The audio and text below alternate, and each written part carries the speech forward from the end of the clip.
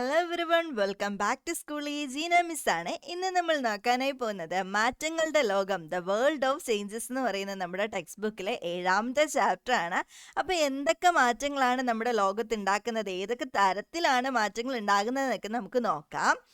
അപ്പോൾ change in shape, രൂപമാറ്റം. ആദ്യത്തെ തരത്തിലുള്ള മാറ്റമാണ് രൂപമാറ്റം അല്ലെങ്കിൽ ചേഞ്ച് ഇൻ ഷേപ്പ് എന്ന് പറയുന്നത്.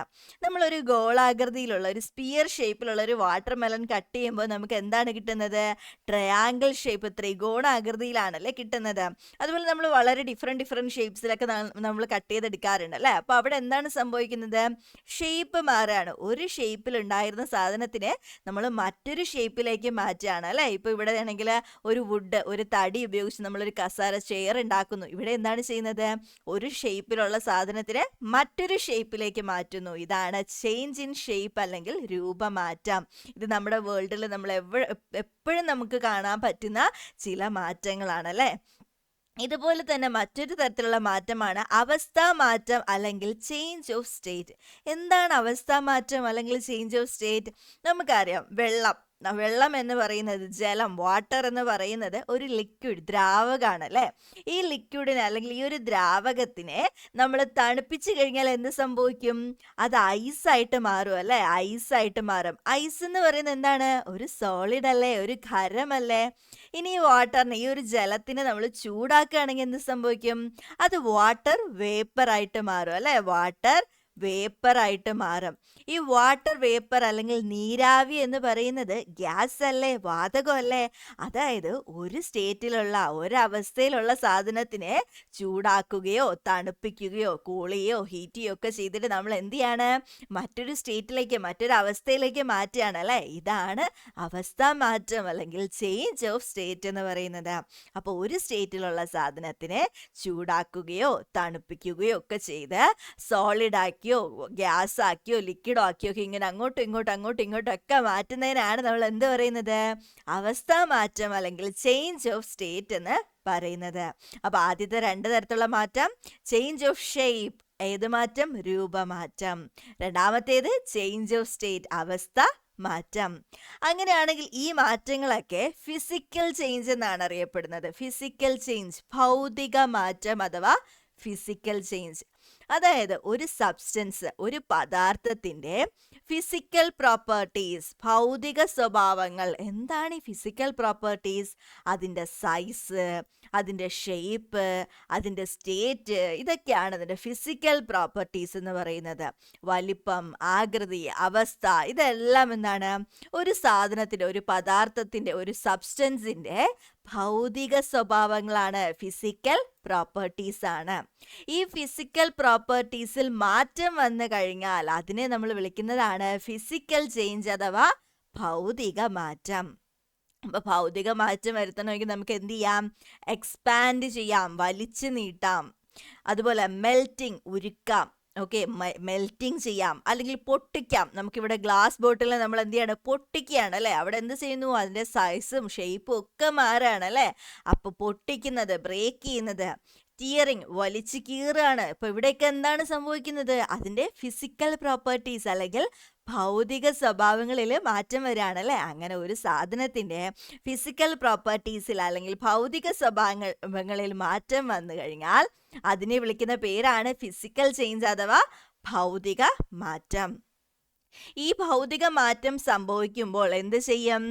എനർജി അബ്സോർബ് ചെയ്യുകയോ റിലീസ് ചെയ്യുകയോ ചെയ്യും. എപ്പോഴും അല്ല, ചില ഫിസിക്കൽ ചേഞ്ചസിൽ, ചില ഭൗതിക മാറ്റങ്ങൾ സംഭവിക്കുമ്പോൾ എന്ത് ചെയ്യും? ഊർജം, ചില ഭൗതിക മാറ്റങ്ങൾ സംഭവിക്കുമ്പോൾ ഊർജം സ്വീകരിക്കുകയോ പുറത്തുവിടുകയോ ചെയ്യുന്നു. In some physical changes, energy is either absorbed or released.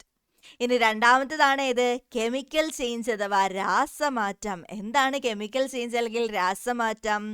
രാസഗുണങ്ങളിൽ മാറ്റമുണ്ടായാൽ അത് രാസമാറ്റം. ഇവിടെ നമ്മൾ പറഞ്ഞു ഭൗതിക സ്വഭാവം, ഫിസിക്കൽ പ്രോപ്പർട്ടീസിൽ മാറ്റം വന്നാൽ ഫിസിക്കൽ ചേഞ്ച്, ഭൗതിക മാറ്റം എന്ന് പറഞ്ഞതുപോലെ രാസഗുണങ്ങളിൽ, കെമിക്കൽ പ്രോപ്പർട്ടീസിലാണ് മാറ്റം വരുന്നതെങ്കിൽ നമുക്ക് എന്ത് പറയാം? രാസമാറ്റം അല്ലെങ്കിൽ കെമിക്കൽ ചേഞ്ച് എന്ന് പറയാം. സിമ്പിൾ അല്ലേ? ഫിസിക്കൽ ചേഞ്ച് എന്ന് പറഞ്ഞാൽ ഫിസിക്കൽ പ്രോപ്പർട്ടീസിൽ മാറ്റം വരിക, കെമിക്കൽ ചേഞ്ച് എന്ന് പറഞ്ഞാൽ കെമിക്കൽ പ്രോപ്പർട്ടീസിൽ മാറ്റം വരിക, ഭൗതിക മാറ്റം ഭൗതിക സ്വഭാവങ്ങളിലെ മാറ്റം, അതുപോലെ രാസമാറ്റം രാസഗുണങ്ങളിലെ മാറ്റം. അങ്ങനെ ഒരു സാധനത്തിൻ്റെ, ഒരു പദാർത്ഥത്തിൻ്റെ, ഒരു സബ്സ്റ്റൻസിൻ്റെ രാസഗുണങ്ങളിൽ കെമിക്കൽ പ്രോപ്പർട്ടീസിൽ ചേഞ്ച് വന്നാൽ അതിനെ നമുക്ക് വിളിക്കാം കെമിക്കൽ ചേഞ്ച് അല്ലെങ്കിൽ രാസമാറ്റം. നമ്മളിവിടെ പറഞ്ഞു ഭൗതിക മാറ്റം അല്ലെങ്കിൽ ഫിസിക്കൽ ചേഞ്ച് നടക്കുന്ന സമയത്ത് ചില ഫിസിക്കൽ ചേഞ്ചസിൽ, ചില ഭൗതിക മാറ്റങ്ങളിൽ എന്തുണ്ടാവും? എനർജിയുടെ അബ്സോർപ്ഷനോ റിലീസേഷനോ ഉണ്ടാകും. ഊർജം സ്വീകരിക്കുകയോ പുറത്തുവിടുകയോ ചെയ്യും. എപ്പോഴും അല്ല, ചില സമയങ്ങളിൽ മാത്രം.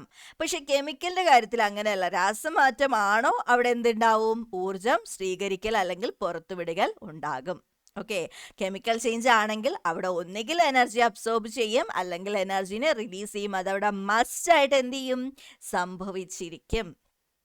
അതുപോലെ തന്നെ രാസമാറ്റങ്ങൾ എന്ന് പറയുന്നത് സ്ഥിരമാറ്റമാണ്, പെർമനന്റ് ചേഞ്ചസ് ആണ്. ഒരു സാധനം രാസമാറ്റം നടന്നു കഴിഞ്ഞാൽ, കെമിക്കൽ ചേഞ്ച് സംഭവിച്ചു കഴിഞ്ഞാൽ പിന്നീട് ഒരിക്കലും നമുക്ക് എന്ത് ചെയ്യാൻ പറ്റില്ല? അതിനെ പഴയ പോലെ ആക്കി മാറ്റാൻ പറ്റില്ല. ഓക്കെ, അപ്പോൾ ഫിസിക്കൽ ചേഞ്ച് എന്ന് പറഞ്ഞു കഴിഞ്ഞാൽ ഫിസിക്കൽ പ്രോപ്പർട്ടീസ്, ഭൗതിക ഗുണങ്ങളിൽ മാറ്റം വന്നാൽ ഭൗതിക മാറ്റം അല്ലെങ്കിൽ ഫിസിക്കൽ ചേഞ്ച്. ഇനി കെമിക്കൽ പ്രോപ്പർട്ടീസ്, രാസഗുണങ്ങളിൽ മാറ്റം വന്നാൽ അതെന്താണ്? രാസമാറ്റം അല്ലെങ്കിൽ കെമിക്കൽ ചേഞ്ച്. അങ്ങനെയാണെങ്കിൽ നമ്മുടെ നിത്യജീവിതത്തിൽ, നമ്മുടെ ഡെയിലി ലൈഫിൽ നമ്മൾ കാണുന്ന കുറച്ച് രാസമാറ്റങ്ങൾ, കെമിക്കൽ ചേഞ്ചസ് ആണ് ഇവിടെ കൊടുത്തിരിക്കുന്നത്. ആദ്യത്തേത് ആഹാരം ദഹിക്കുന്നത്, digestion of food. Digestion of food എന്ന് പറയുന്നത് കെമിക്കൽ ചേഞ്ചിന് ഒരു ഉദാഹരണമാണ്. രണ്ടാമത്തേത് ചെമ്പ് പാത്രങ്ങളിൽ ക്ലാവ് പിടിക്കുന്നത്, വെർട്രിജസ് ഓൺ കോപ്പർ വെസൽസ്. അതുപോലെ ഇരുമ്പില് തുരുമ്പടിക്കുന്നത്, റസ്റ്റിംഗ് ഓഫ് അയൺ. തൈര് പൊളിക്കുന്നത്, സോറിംഗ് ഓഫ് കേർഡ്. പൂത്തിരി കത്തുന്നത്, ബേണിംഗ് ഓഫ് സ്പാർക്കിൾസ്. ഇതെല്ലാം എന്തിന് ഉദാഹരണങ്ങളാണ്? കെമിക്കൽ ചേഞ്ച് അഥവാ രാസമാറ്റത്തിന് ഉദാഹരണങ്ങളാണ്. When a spark is lit, പൂത്തിരി കത്തുമ്പോൾ. എന്താണ് പൂത്തിരി കത്തുമ്പോൾ സംഭവിക്കുന്നത്? നമ്മളിവിടെ പറഞ്ഞു പൂത്തിരി കത്തുന്നത് ഒരു രാസമാറ്റം അല്ലെങ്കിൽ ഒരു കെമിക്കൽ ചേഞ്ച് ആണെന്ന് പറഞ്ഞു അല്ലെ. അങ്ങനെയാണെങ്കിൽ എന്താണ് അവിടെ സംഭവിക്കുന്നത്? കെമിക്കൽ സബ്സ്റ്റൻസസ് ഉണ്ട് അല്ലെ. നമ്മുടെ ഒരു സ്പാർക്ലർ എടുത്തു കഴിഞ്ഞാൽ അതിൽ എന്തുണ്ട്? രാസപദാർത്ഥങ്ങൾ, കെമിക്കൽ സബ്സ്റ്റൻസസ് ഉണ്ട്. ഈ കെമിക്കൽ സബ്സ്റ്റൻസിന് ഉള്ളിൽ കെമിക്കൽ എനർജി ഉണ്ടാവും. രാസപദാർത്ഥങ്ങളിൽ രാസോർജം ഉണ്ടാകും. ഈ രാസോർജം അല്ലെങ്കിൽ കെമിക്കൽ എനർജി മറ്റൊരു എനർജി ആയിട്ട് മാറുന്നത്, ലൈറ്റ് എനർജി ആയിട്ടോ ഹീറ്റ് എനർജി ആയിട്ടോ മാറുന്നതാണ് നമ്മൾ ഈ കാണുന്ന പൂത്തിരി കത്തുന്ന എഫക്റ്റ് എന്ന് പറയുന്നത്. അപ്പൊ സ്പാർക്ലറിൽ എന്താണ് സംഭവിക്കുന്നത്? ഒരു എനർജിയിൽ നിന്ന് മറ്റൊരു എനർജിയിലേക്ക് മാറുകയാണ്. അപ്പോൾ കെമിക്കൽ എനർജിയിൽ നിന്ന് ഒന്നുകിൽ സൗണ്ട് എനർജി അല്ലെങ്കിൽ ലൈറ്റ് എനർജി അതല്ലെങ്കിൽ ഹീറ്റ് എനർജിയിലേക്ക് എനർജി, ഊർജം രൂപമാറ്റം സംഭവിക്കുന്നതാണ് എന്തെന്ന് പറയുന്നത്? നമ്മൾ ഈ കാണുന്ന പൂത്തിരി കത്തുമ്പോൾ കാണുന്ന എഫക്റ്റ് എന്ന് പറയുന്നത്. അപ്പോൾ കെമിക്കൽ എനർജി അഥവാ രാസോർജം എന്തായിട്ട് മാറും? ശബ്ദോർജമായിട്ടോ പ്രകാശോർജമായിട്ടോ താപോർജം അല്ലെങ്കിൽ ഇത് ഏതെങ്കിലും ഒരു രൂപമായിട്ട് മാറുന്നതാണ് പൂത്തിരി കത്തുമ്പോൾ നമ്മൾ കാണുന്നത്. അപ്പോൾ കെമിക്കൽ എനർജി അവിടെ എന്തൊക്കെയായിട്ട് മാറും? ഹീറ്റ് എനർജി അല്ലെങ്കിൽ സൗണ്ട് എനർജി അതല്ലെങ്കിൽ നമുക്ക് ലൈറ്റ് എനർജി ഒക്കെ ആയിട്ട് നമുക്ക് കെമിക്കൽ എനർജീനെ കൺവേർട്ട് ചെയ്യാം. രാസോർജത്തിനെ താപോർജം, ശബ്ദോർജം അല്ലെങ്കിൽ പ്രകാശോർജമായിട്ട് മാറുന്നതാണ് എന്ത് സംഭവിക്കുന്നത്? പൂത്തിരി കത്തുമ്പോൾ സംഭവിക്കുന്നത്. അതുപോലെ നമ്മുടെ ഡെയിലി ലൈഫിൽ, നമ്മുടെ നിത്യജീവിതത്തിൽ ഉണ്ടാകുന്ന ഊർജ്ജമാറ്റം അല്ലെങ്കിൽ എനർജി ചേഞ്ചസ് ആണ്. നമ്മളിപ്പോൾ ഒരു മിക്സറിൽ എന്താണ്? ഇലക്ട്രിക്കൽ എനർജിയാണ്, വൈദ്യുതോർജ്ജം കൊടുക്കുന്നു. ആ വൈദ്യുതോർജ്ജത്തിന് എന്താക്കി മാറ്റുന്നു? Mechanical energy. മെക്കാനിക്കൽ എനർജി എന്ന് പറഞ്ഞു കഴിഞ്ഞാൽ മൂവിങ് മെഷീൻ പാർട്സ്, യന്ത്രഭാഗങ്ങൾ ചലിക്കാൻ അവിടെ ഉപയോഗിക്കുന്ന എനർജിയാണ് മെക്കാനിക്കൽ അല്ലെങ്കിൽ യാന്ത്രികോർജ്ജം എന്ന് പറയുന്നത്. അപ്പോൾ ഒരു മൂവിങ് മെഷീൻ, ഇപ്പോൾ ഇവിടെ അറിയാം നമുക്ക് മൂവിങ് മെഷീൻ ഇലക്ട്രിക് എനർജി ഇവിടെ കൊടുക്കുന്ന സമയത്ത് എന്ത് ചെയ്യുന്നു? നമ്മുടെ മിക്സർ ഇങ്ങനെ കറങ്ങുകയാണല്ലേ. അപ്പോൾ അവിടെ എന്തുണ്ടാകുന്നു? മെക്കാനിക്കൽ എനർജി, യാന്ത്രികോർജ്ജം ഉണ്ടാകുന്നു. അതുപോലെ തന്നെ ഇവിടെ എന്തുണ്ടാവുന്നു? സൗണ്ട് ഉണ്ടാവാറുണ്ട് അല്ലേ. മിക്സർ അടിക്കുന്ന സമയത്ത് സൗണ്ട് ഉണ്ടാവും. അപ്പോൾ ഇവിടെ സൗണ്ട്, ശബ്ദോർജ്ജം ഉണ്ടാകുന്നു. പിന്നെ എന്തുണ്ടാവുന്നു? ഈ മിക്സർ ഒരുപാട് നേരം അടിച്ചു കഴിഞ്ഞാൽ അതിലൊരു ചൂട് തോന്നാറുണ്ട് അല്ലേ. അപ്പോൾ അവിടെ എന്ത് എനർജി ഉണ്ടാവുന്നു? ഹീറ്റ് എനർജി ഉണ്ടാവുന്നു, താപോർജ്ജം ഉണ്ടാകുന്നു. അതുപോലെ തന്നെ അയൺ ബോക്സിൽ ഇലക്ട്രിക്കൽ എനർജി എന്ത് എനർജി ആയിട്ട് മാറുന്നു? ഹീറ്റ് എനർജി, താപോർജ്ജമായിട്ട് മാറുന്നു. വൈദ്യുതോർജ്ജം താപോർജ്ജമായിട്ട് മാറുന്നു. ഇനി ബാറ്ററിയിൽ കെമിക്കൽ എനർജി, ഇലക്ട്രിക്കൽ എനർജി, രാസോർജം വൈദ്യുതോർജ്ജമായിട്ട് മാറുന്നു. ഇവിടെ ഇലക്ട്രിക്കൽ എനർജി വൈദ്യുതോർജ്ജം, സൗണ്ട് എനർജി ശബ്ദോർജ്ജമായിട്ട് മാറുന്നു. ഇവിടെ കെമിക്കൽ എനർജി ലൈറ്റ് എനർജി ആയിട്ട് മാറുന്നു. രാസോർജം പ്രകാശോർജമായിട്ട് മാറുന്നു. ഒരു ഊർജം മറ്റൊരു ഊർജത്തിന്റെ ഫോമിലേക്ക് മാറുന്നതാണ് ഏതെന്ന് പറയുന്നത്? നമ്മുടെ ചുറ്റും കാണുന്ന ഓരോ കാര്യങ്ങളും. ഓക്കെ, അങ്ങനെയാണെങ്കിൽ എനർജി ട്രാൻസ്ഫർമേഷൻ, ഊർജ മാറ്റാണ് നമ്മൾ ഇപ്പൊ പറഞ്ഞ കാര്യങ്ങൾ. എന്താണ് ഊർജ നഷ്ടം അല്ലെങ്കിൽ എനർജി ലോസ്? പണ്ട് കാലത്ത് നമ്മുടെ വീടുകളിൽ ഉപയോഗിച്ചിരുന്ന, നിങ്ങൾ അധികം പേരും കണ്ടിട്ടില്ലാത്ത ഒരു ലൈറ്റ് ആയിരിക്കും ഫിലമെന്റ് ബൾബ് എന്ന് പറയുന്ന ഒരു യെല്ലോ കളറിൽ നല്ല ചൂടുള്ള ഒരു ലൈറ്റ് ഉണ്ട്, ഫിലമെന്റ് ബൾബ്. ആ ഫിലമെന്റ് ബൾബിൽ ഒരുപാട് ഊർജം നമുക്ക് നഷ്ടമാവാറുണ്ട്. അതിന് കാരണം അത് ഒരുപാട് എന്തുണ്ടാക്കും? ഹീറ്റ്, താപോർജം ഒരുപാട് കൂടുതലായിട്ട് പ്രൊഡ്യൂസ് ചെയ്യും.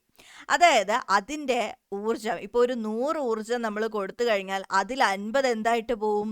ഹീറ്റായിട്ട് പോവും, ചൂടായിട്ട് പോവും. ബാക്കിയുള്ള 50 മാത്രമേ നമുക്ക് ലൈറ്റ് ആയിട്ട് കിട്ടുള്ളൂ.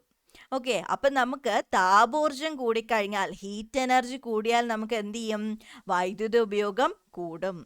ഇപ്പോൾ നമ്മൾ ഉപയോഗിക്കുന്ന LED ബൾബുകളുടെ പ്രത്യേകത, അതിന് ചൂട് എന്താണ്? വളരെ കുറവാണ്. അങ്ങനെ താപോർജം കുറഞ്ഞു കഴിഞ്ഞാൽ അവിടെ വൈദ്യുതി ഉപയോഗം നമുക്ക് എന്ത് ചെയ്യാൻ പറ്റും? കുറയ്ക്കാനായിട്ട് പറ്റും.